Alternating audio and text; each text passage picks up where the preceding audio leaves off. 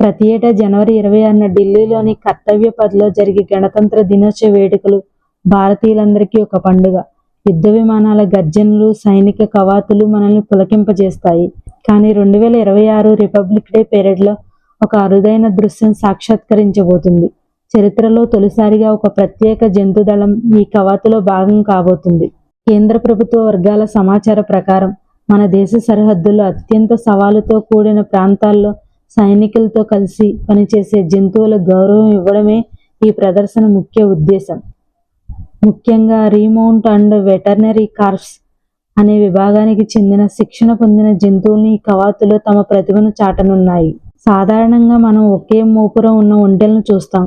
కానీ ఈ దళంలో 2 మోపురాలు ఉండే అరుదైన బ్యాక్ట్రియన్ జాతి ఒంటెలు 2 పాల్గొంటున్నాయి. ఇవి లడక్ వంటి మంచు ఎడారుల్లో సైనికులకు కొండంత అండగా ఉంటాయి. కవాతులో రాజసాన్ని ప్రదర్శించడానికి 4 గుర్రాలను సిద్ధం చేశారు. ఇది ఈసారి హైలైట్. నిఘా వేయడంలో, శత్రువుల డ్రోన్లను కూల్చడంలో శిక్షణ పొందిన 4 డేగలని ఈ దళంలో ఉండబోతున్నాయి. మొత్తం 16 కుక్కలు ఈ కవాతులో పాల్గొంటున్నాయి. ఇందులో 10 స్వదేశీ జాతి కుక్కలు ఉండడం విశేషం.